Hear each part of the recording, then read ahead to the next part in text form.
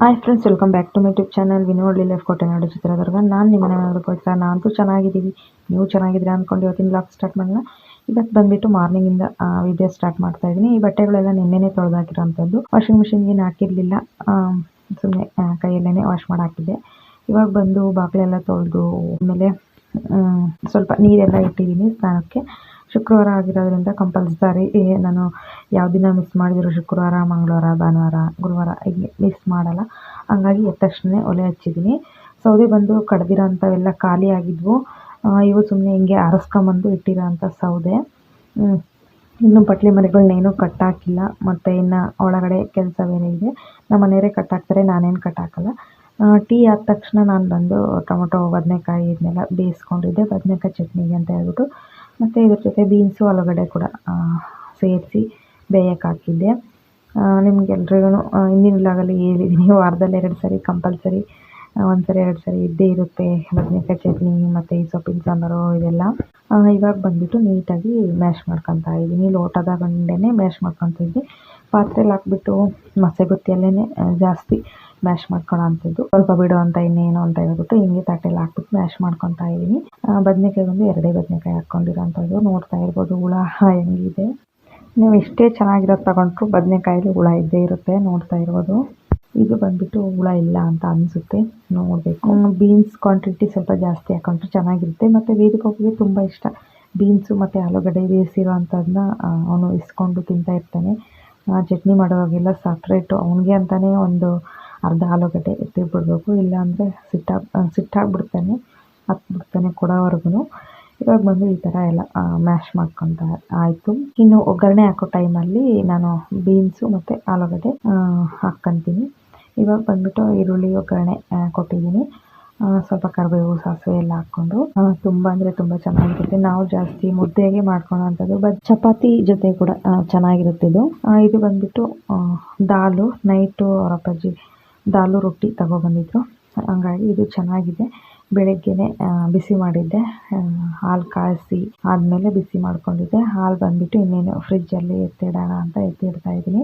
ತಣ್ಣಗಾಗಿದೆ. Fridge ಬಂದುಬಿಟ್ಟು clean ಮಾಡ್ಕೊಳ್ಬೇಕು ಹಬ್ಬದಷ್ಟೊತ್ತಿಗೆ. ಇನ್ನೇನು ನಮ್ಮದು ಕೂಡ ಊರ ಹಬ್ಬ ಅಂತೀನಿ, ಅಲ್ಲ ಸಾರಿ, ಮಾರಮ್ಮನ ಹಬ್ಬ ಬಂದಿದೆ.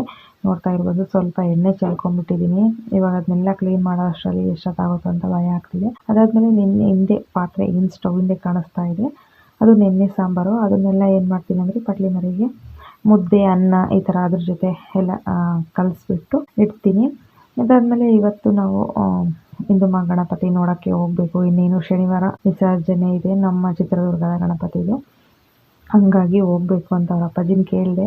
ಬೇಡ, ತುಂಬ ಜನ ಆಗಿರ್ತಾರೆ ಅಂತ ಹೇಳಿದ್ರು. ಇಲ್ಲ, ಹೋಗಲೇಬೇಕು ಅಂತ ಹೇಳಿದ್ದಕ್ಕೆ ಸರಿ ಆಯಿತು, ಬೆಳಗ್ಗೆನೇ ಹೊರಡೋಣ ಅಂತ ಹೇಳಿದರು 8 ಗಂಟೆಗೆಲ್ಲ. ಇಲ್ಲ ರೀ, 8 ಗಂಟೆಗೆ ಆಗಲ್ಲ, ನಾನು 8 ಗಂಟೆಗೆಲ್ಲ ಬರಲ್ಲ, ಮಧ್ಯಾಹ್ನ 3 ಗಂಟೆ ಇಲ್ಲ 4 ಗಂಟೆ ಬಸ್ಸಿಗೆ ಬರ್ತೀನಿ ಅಂತ ಹೇಳಿದೆ. ಸರಿ 3 ಗಂಟೆ ಬಸ್ಸಿಗೆ ಬಾ ಅಂತ ಹೇಳಿದರೆ ನಾನು ವೇದು ಪಾಪು ಇಬ್ಬರು ಹೋಗಬೇಕು. ಇವಾಗ ಬಂದು ಒಗ್ಗರಣೆ ಎಲ್ಲ ಚೆನ್ನಾಗಿ ಮಾಡಿತ್ತು. ಇವಾಗ ನಾನು ಮ್ಯಾಶ್ ಮಾಡಿರೋ ಅಂಥ ಚಟ್ನಿ ಕೂಡ ಅದರಲ್ಲಿ ಹಾಕಿದ್ದೀನಿ.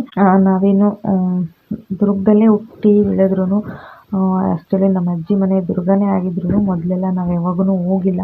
ಇತ್ತೀಚೆಗೆ ಅಂದರೆ ನಮ್ಮ ಮದುವೆ ಆದಮೇಲೆ ನಾವು ಹಿಂದೂ ಗಣಪತಿ ಅಂತ ನಾನು ನೋಡೋಕೆ ಹೋಗ್ತಾ ಇರೋವಂಥದ್ದು. ಮೊದಲೆಲ್ಲ ಯಾವಾಗೂ ಹೋಗಿಲ್ಲ. ಅದಾದಮೇಲೆ ಸ್ನಾನ ಎಲ್ಲ ಆಯಿತು, ಮಧ್ಯಾಹ್ನದಿಂದ ವಿಡಿಯೋ ಸ್ಟಾರ್ಟ್ ಮಾಡ್ತಾಯಿದ್ದೀನಿ. ಇವಾಗ ಒಂದು 12:30ಗೆಲ್ಲ ನೀರಿಡಕ್ಕಂತ ಬಂದಿದ್ದೀನಿ. ಇವತ್ತು ಬಂದುಬಿಟ್ಟು ಮಧ್ಯಾಹ್ನ ಪಟ್ಟಿ ಮರಿಗೆ ನೀರು ತಗೊಂಡು ಟೈಮ್ ಬಂದು 1:30, 1:45 ಆಗಿದೆ. ಇವತ್ತು ಲಾಸ್ಟ್ ಡೇ ಹಿಂದೂ ಗಣಪತಿ ನೋಡಬೇಕು ಅಂತ ಹೊರಟಿದ್ದೀವಿ. ಇಷ್ಟೊತ್ತಿಗೆ ಯಾವಾಗಲೂ ಹೋಗಿ ಬರ್ತಾಯಿದ್ವಿ ಈ ವರ್ಷನೇ ಸ್ವಲ್ಪ ಲೇಟ್ ಆಯಿತು ಅಂತ ಅನಿಸುತ್ತೆ.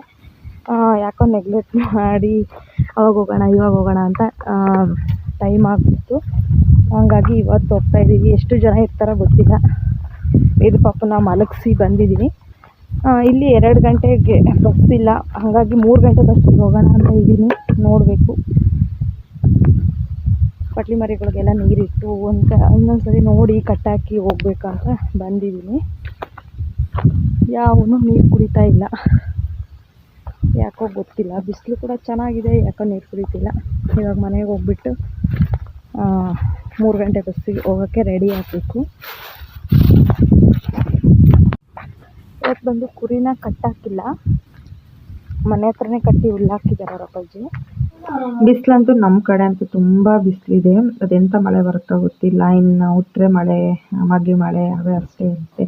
ದೊಡ್ಡ ಮಳೆಗಳು ಇರೋವಂಥದ್ದು ಇವೆಲ್ಲ ದಸರಾಗೆ ಬರೋ ಅಂಥ ಹೂಗಳು. ಈ ದಸರಾ ಹಬ್ಬದಲ್ಲಿ ಹೆಂಗಂದರೆ ಹೂಕ್ಕೆ ಹೋಗಿ ಕಾಣಕ್ಕೆ ಬಿಡಲ್ಲ, ಅಷ್ಟು ಮಳೆ ಬರುತ್ತೆ. ಈ ಟೈಮಲ್ಲಿ ಆದರೂ ಬಂದರೆ ನೋಡ್ತಾ ಇರ್ಬೋದು ತೊಗರಿಗಳು ಮತ್ತು ಶೇಂಗಾ ಎಲ್ಲ ಒಣಗ್ತಾ ಇದ್ದಾವೆ. ಇವಾಗ ಅರ್ಜೆಂಟ್ ಮಳೆ ಬಂದರೆ ಚೆನ್ನಾಗಿರುತ್ತೆ. ನಾವೇನೋ ಹೇಳ್ತೀವಿ, ನಾವೇ ಒಬ್ರು ಮಾತು ಕೇಳಲ್ಲ, ಮಳೆ ಹೆಂಗೆ ನಮ್ಮ ಮಾತು ಕೇಳುತ್ತೆ. ನಮಗಂತೂ ಬೇಕಂತ ಕೇಳ್ಕೊಂತೀವಿ. ನಮಗೆ ಇಷ್ಟಿದೆ ನರಮನುಷ್ಯರಿಗೆ ಅಂದರೆ ಮಳೆ ಹೆಂಗೆ ಎಷ್ಟಿರಬೇಕು. ನಮ್ಮ ಕುರಿ ಅಂತೂ ತೇಗ್ತಾ ಇದೆ ಉಶ್ಶೋ ಅಂತ. ನನಗೂ ಸ್ವಲ್ಪ ಹೋಗಿ ಬಂದು ನೀರು ಬೇಕು ಅನ್ನಿಸ್ತು. ಹಂಗಾಗಿ ಫಸ್ಟು ಒಳಗಡೆ ಹೋಗಿ ನೀರು ಕುಡಿದ್ಬಿಟ್ಟು ಆಮೇಲೆ ಬಂದು ಫಸ್ಟಿಂದ ನೆರಳಿಗೆ ಕಟ್ಟಬೇಕು. ನೋಡ್ತಾ ಇರ್ಬೋದು ಹೆಂಗೆ ತೇಗ್ತಾ ಇದೆ. ವೇದು ಪಾಪು ಒಳಗೆ ಮಲಗಿಸಿದ್ದೀನಿ. ಇಲ್ಲಿ ಬಂದು ಸೌಂಡ್ ಜಾಸ್ತಿ ಆಗ್ತಾಯಿತ್ತು, ಹಂಗಾಗಿ ಒಳಗಡೆ ಇಲ್ಲಿ ವೇದು ಪಾಪನ ಮಲಗಿಸ್ಕೊಂತ ಇಲ್ಲೇ ವಾಯ್ಸ್ ಓವರ್ ಕೊಟ್ಟಿದ್ದು. ಇವತ್ತು ನೆಲ ಎಲ್ಲ ಬೆಳಗ್ಗೆನೇ ತೊಳೆದಿದ್ದೆ. ಇವಾಗ ಬಂದು ವೇದು ಪಾಪನ ಎಬ್ಬರಿಸಿ ಫಸ್ಟ್ ಕುರಿ ಕಟ್ಟಾಕಿ ಬಂದು ವೇದು ಪಾಪನ ಎಬ್ಬರಿಸಿ ರೆಡಿ ಮಾಡಬೇಕು. ನಾನು ಕೂಡ ರೆಡಿಯಾಗಿ ಹೋಗಬೇಕು. 2 ಗಂಟೆ ಬಸ್ಸಿಗೆ ಬಾ ಅಂತ ಅವ್ರ ಅಪ್ಪಾಜಿ ಹೇಳ್ತಾರೆ. ಬಟ್ ನಮ್ಮ ಕಡೆ 2 ಗಂಟೆ ಬಸ್ ಇಲ್ಲ. ನಾನು ಬಂದು ಈ ಡ್ರೆಸ್ ಹಾಕೊಳ್ಳೋಣ ಅಂತ ತೆಗ್ದಾಕ್ದೆ. ಇದು ಬಂದುಬಿಟ್ಟು ನೈಟು ನಮ್ಮ ಮನೆಯವರು ಹೂವು ತಗೊಂಬಂದಿದ್ದು, ಮಲ್ಲಿಗೆ ಹೂವು. ಮೊದಲೆಲ್ಲ ನಾವು ಸ್ಕೂಲ್ ಟೈಮಲ್ಲಿ ಅಷ್ಟೊಂದು ಹೂವು ಇಷ್ಟಪಡ್ತಿರ್ಲಿಲ್ಲ. ಏನಾದರೂ ಹಬ್ಬ ಮದುವೆ ಅಷ್ಟಕ್ಕೇ ನನಗೆ ಜಾಸ್ತಿ ಹೂವು ಬೇಕಾಗ್ತಾ ಇದ್ದಿದ್ದು. ನಾರ್ಮಲಾಗಿ ಡೈಲಿ ನಮ್ಮ ಮನೆ ಹತ್ರ ಮಲ್ಲಿಗೆ ಅಂಟಿದ್ರೂ ನಾವು ಮುಡ್ಕೊತಾ ಇರಲಿಲ್ಲ, ಯಾರಿಗಾದರೂ ಕೊಡ್ತಿದ್ದೆ. ಇಲ್ಲಾಂದರೆ ನನಗೆ ಮಿಕ್ಸಿಗೆ ತಗೊಂಡೋಗಿ ಕೊಡಬೇಕಂತ ತುಂಬ ಆಸೆ ಇತ್ತು. ಮಿಕ್ಸಿಗೆ ತಗೊಂಡೋಗಿ ಕೊಡ್ತಾಯಿದ್ದೆ. ನೋಡ್ತಾ ಇರ್ಬೋದು ಒಂದು ಅರ್ಧ ಮೊಳ ಅಷ್ಟು ತಗೊಂಬಂದಿದ್ದಾರೆ.